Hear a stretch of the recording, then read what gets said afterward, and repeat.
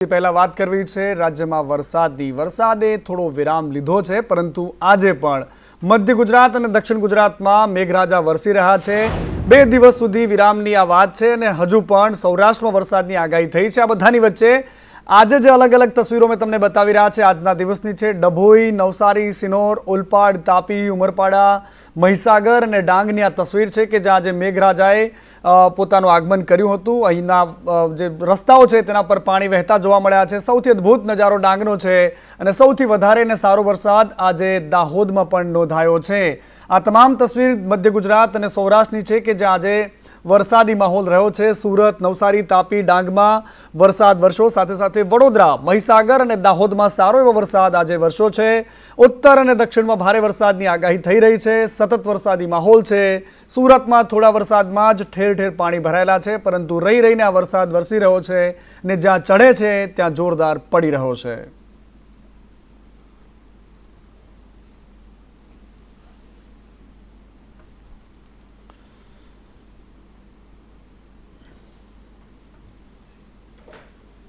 અને સુરત જિલ્લામાં સાર્વત્રિક વરસાદ વરસી રહ્યો છે। સુરતના ગ્રામ્ય વિસ્તારોમાં મેઘરાજા મન મૂકીને વરસી રહ્યા છે। માંડવીની વરેહ નદીમાં આજે પાણીની ભારે આવક થઈ છે અને નદી બે કાંઠે વહેતી જોવા મળી રહી છે। આ મધુર દ્રશ્યો છે। દેવગઢથી લઈને લુહારવાડા વચ્ચે રોડ પર પાણી ફરી વળ્યા છે। લો લેવલ બ્રિજ પર પણ પાણી ભરાતા આ રોડ બંધ કરવામાં આવ્યો હતો। અવરજવરનો માર્ગ બંધ થતાં લોકોને હાલાકી પડી રહી હતી, પરંતુ તેમ છતાંય જ્યારે આ નદીમાં નવા નીર આવ્યા છે તો આસપાસના અનેક ગામના ખેડૂતોને એક નવી આશા બંધાઈ છે। એમની ખુશીનો કોઈ પાર નથી, કારણ કે જ્યારે લોકમાતા જાગૃત થાય છે, એમાં નવા નીર આવે છે તો સૌથી વધારે હરખાતો હોય તો એ અન્નદાતા છે અને અન્નદાતા દક્ષિણ ગુજરાતનો હરખાઈ રહ્યો છે।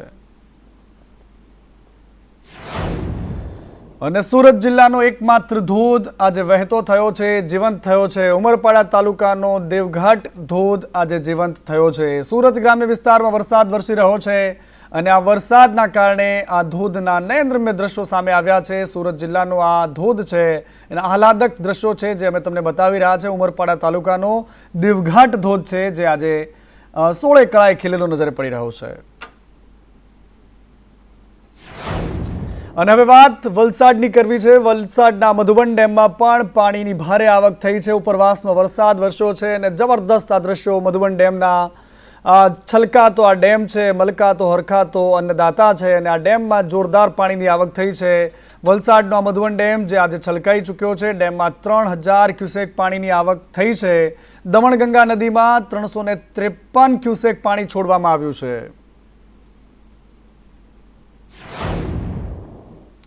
અને હવે વાત સુરતના ઉમરપાડા તાલુકામાં જે વરસાદી માહોલ છે એની વાત કરવી છે। મેઘરાજાએ તોફાની બેટિંગ કરી ઉમરપાડામાં અને આજે 5 ઇંચથી વધારે વરસાદ પડ્યો છે।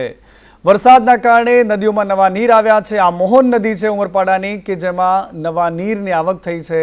લહેરાતી આ નદી મસ્ત અદામાં નીકળી રહી છે અને આસપાસના ખેડૂતો ખુશ છે। નદી પર બાંધવામાં આવેલા ચેકડેમ પણ ઓવરફ્લો થઈ ચૂક્યા છે। ચેકડેમ ઓવરફ્લો થતાં ખેડૂતોના હરખની હેલી છે, કારણ કે આ પ્રકારના દ્રશ્યો ખેડૂતોને સૌથી વધારે ખુશી આપે છે। અને હવે વાત સુરત જિલ્લાની જ કરવી છે। સુરત જિલ્લાના માંડવીનો ગોળધા ડેમ છે। આ અલગ અલગ ડેમની તસવીરો મેં તમને બતાવી રહ્યા છે। ગોળધા ડેમ છે, ગોળધા ડેમ પણ છલકાઈ ચૂક્યો છે। સ્થાનિક ખાડીઓમાં પાણીની ભારે આવક થઈ છે। ફરી એકવાર સુરત જિલ્લામાં વરસાદી માહોલ જામ્યો છે। એક દિવસના વિરામ બાદ આજે વહેલી સવારથી વરસાદ હતો અને આ વરસાદના કારણે માંડવી તાલુકામાં વહેલી સવારથી વરસાદી માહોલ અને ગોળધા ડેમ ઓવરફ્લો થયો છે। અને સામાન્ય વરસાદમાં સુરત શહેરની અને એની આસપાસના નાના નાના ટાઉનની કેવી અવદશા થાય છે તે આ દ્રશ્યોમાં જોવા મળી રહ્યું છે, કારણ કે ડભોલી રોડ પર વરસાદી પાણી ભરાયેલા છે। હરિદર્શન સોસાયટીની નજીક આ પાણી ભરાયેલા છે। સુરત મનપાની કામગીરી સામે સવાલ ઉઠી રહ્યા છે, કારણ કે આ પાણી ઓસરવાનું નામ નથી લેતા। સુરત શહેરમાં કોઈ એટલા મોટી માત્રામાં વરસાદ નથી થયો। પાણી ભરાતા વિદ્યાર્થીઓ પણ પાણીમાંથી નીકળવા માટે મજબૂર છે। સામાન્ય વરસાદ પડે છે અને સુરત શહેરના અનેક વિસ્તારો એવા હોય છે કે જ્યાં જળમગ્ન જેવી સ્થિતિ સર્જાય છે।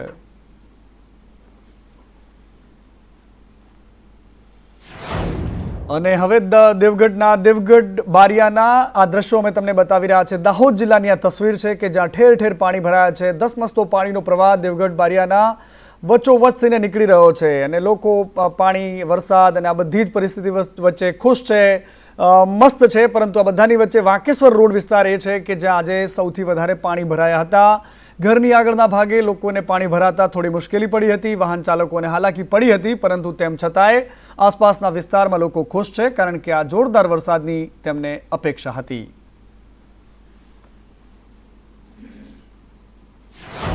અને હવે તસવીર દ્વારકાની છે. દ્વારકાના અરબી સમુદ્રમાં ભારે કરંટ દેખવા મળી રહ્યો છે. દ્વારકા દરિયામાં ભારે કરંટ છે. ભારે વરસાદ વચ્ચે દરિયામાં ઊંચા ઊંચા મોજા ઉછળી રહ્યા છે. દ્વારકાધીશના ચરણો પખાલતો આ દરિયો મસ્ત અદામાં લહેરાઈ રહ્યો છે. દરિયા કિનારે 20 થી લઈને 25 ફૂટ ઊંચા મોજા ઉછળી રહ્યા છે. દ્વારકાના અરબી સમુદ્રમાં દરિયાનું રૌદ્ર સ્વરૂપ સામે આવ્યું છે. દ્વારકાના અરબી સમુદ્રમાં ભારે કરંટને લઈને 20 થી લઈને 25 ફૂટ ઊંચા મોજા ઉછળી રહ્યા છે.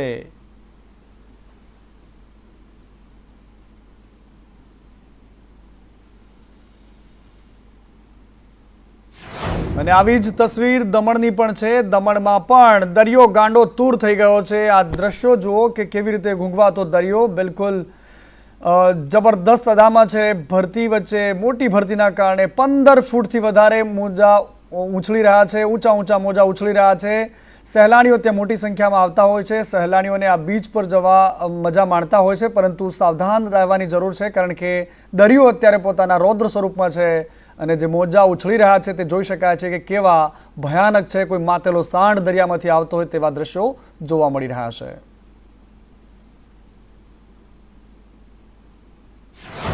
અને એની સાથે સાથે દરિયો હોય, પાણી હોય ને નયનરમ્ય દ્રશ્યો હોય તો લોકો કેટલીક ઘેલછામાં ગમે તેવું કરી બેસતા હોય છે.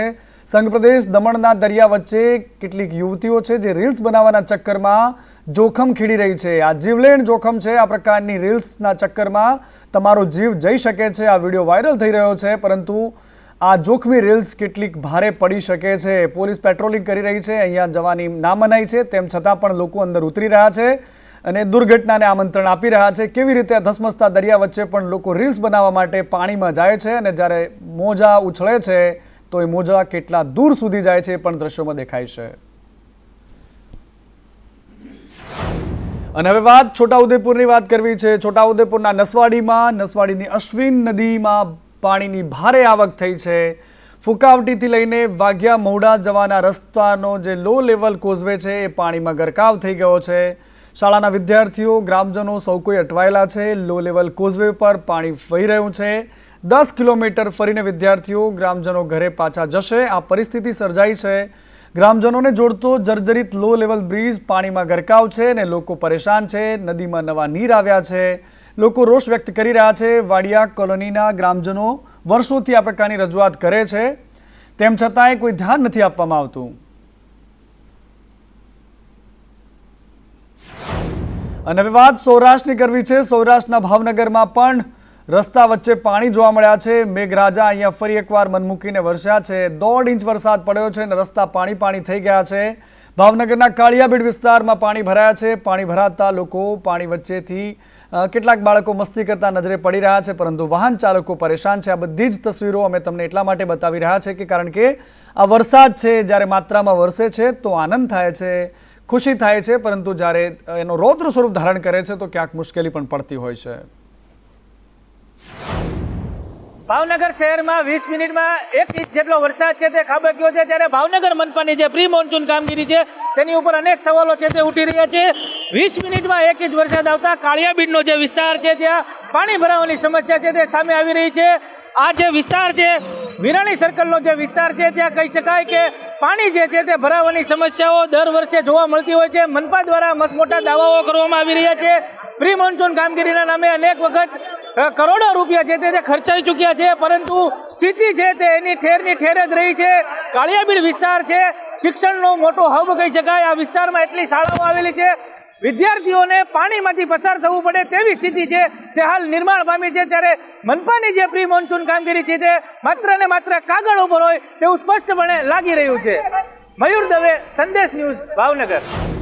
તો ભાવનગરની આ તસવીર તમે જોઈ, પરંતુ હવે મધ્ય ગુજરાતના દ્રશ્યો અમે તમને બતાવી રહ્યા છે. ખેડાના ગળતેશ્વરમાં પણ આજે વરસાદ વરસ્યો છે. થર્મલ, સોનીપુર અને સાંગોલમાં આજે વરસાદ થયો છે. વરસાદના કારણે ઠેર ઠેર પાણી ભરાયેલા છે. માલવણ, હડમતિયા અને અંબાવામાં પણ આજે વરસાદ વરસ્યો છે. નીચાણવાળા વિસ્તારો પાણીમાં ગરકાવ થયેલા જોવા મળ્યા છે. સેવાલિયામાં બેંક આગળ પાણી ભરાતા જોવા મળ્યા છે. એની સાથે સાથે સેવા સદનની બહાર પણ વરસાદી પાણી ભરાયેલા છે.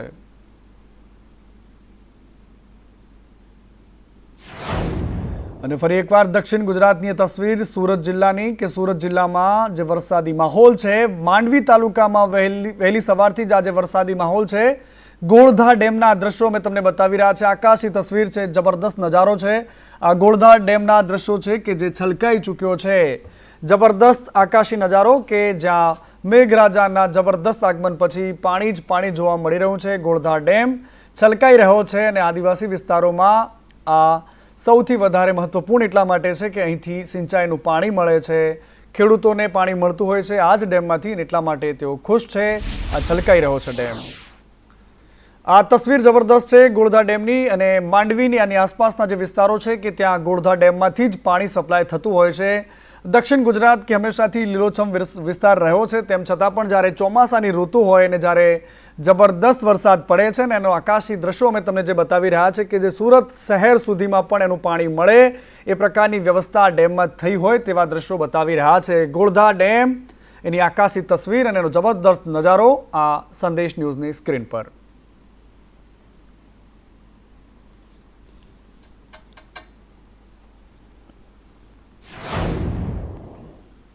અને હવે વાત વરસાદની આગાહીની કરવાની છે, કારણ કે રાજ્યમાં આવતીકાલથી વરસાદનું જોર ઘટવાનું છે. મેઘરાજા થોડા ધીમા વરસવાના છે, ઠંડા મૂડમાં આવવાના છે. આવતીકાલથી હળવા મધ્યમ વરસાદની સંભાવના છે.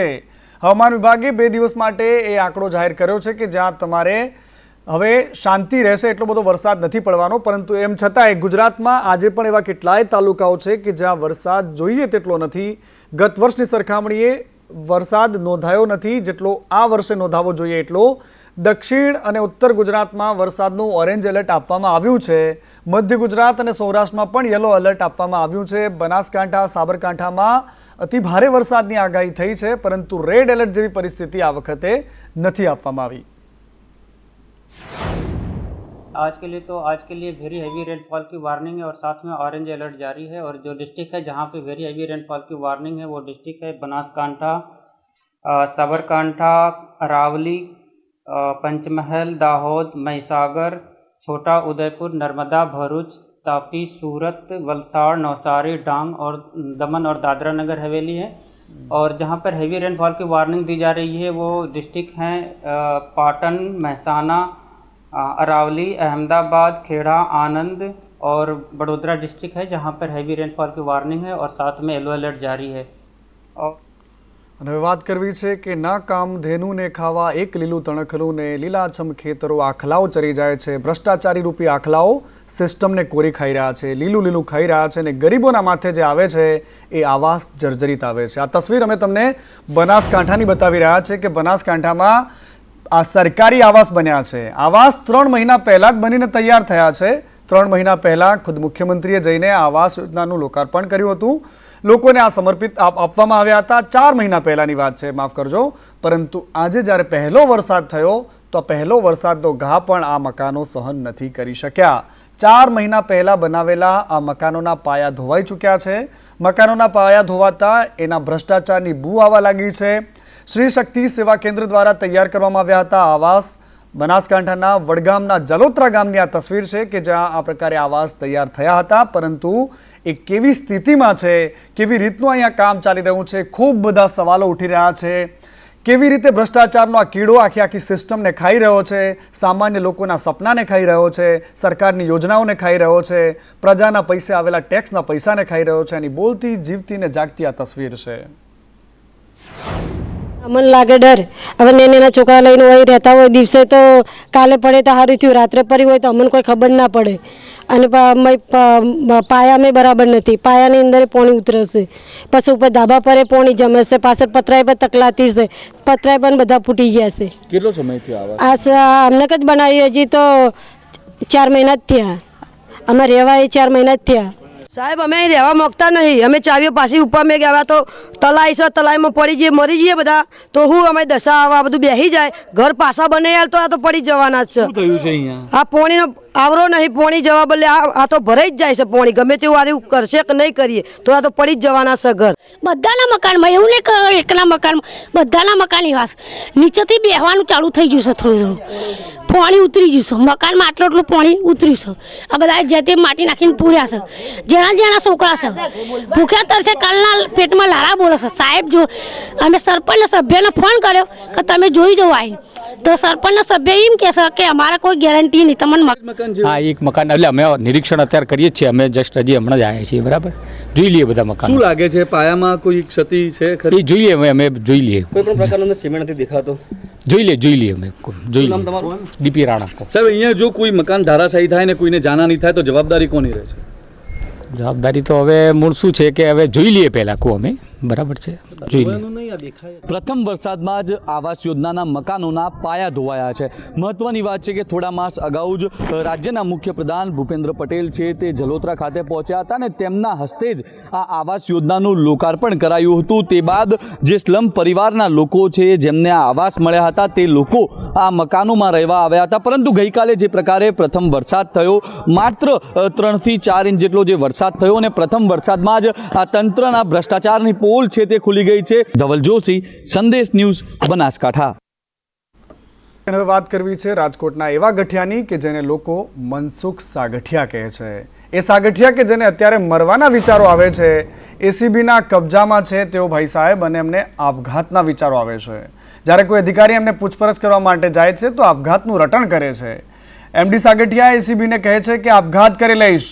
સાગઠિયાના આપઘાતના રટણથી એસીબીના જે કર્મચારીઓ છે એ ચોંકી ઉઠે છે. એસીબી સાગઠિયાને ડિવિઝન લોકઅપમાં રાખે છે. સાગઠિયાની આકરી પૂછપરછમાં અનેક રહસ્યો ખુલ્યા છે. જાહેર કરવામાં એસીબી મીડિયા સામે કંઈ બોલશે કે કેમ એક મોટો સવાલ છે, પરંતુ સાગઠિયા ઉપર રાજનીતિક દબાણ અને બાહુબલીઓનું પ્રેશર હોય તેવી વાત સામે આવી રહી છે. હવે સૌથી મોટો સવાલ અહીંયા એ છે કે સાગઠિયાને આવા મરવાનો વિચારો આવે છે કેમ?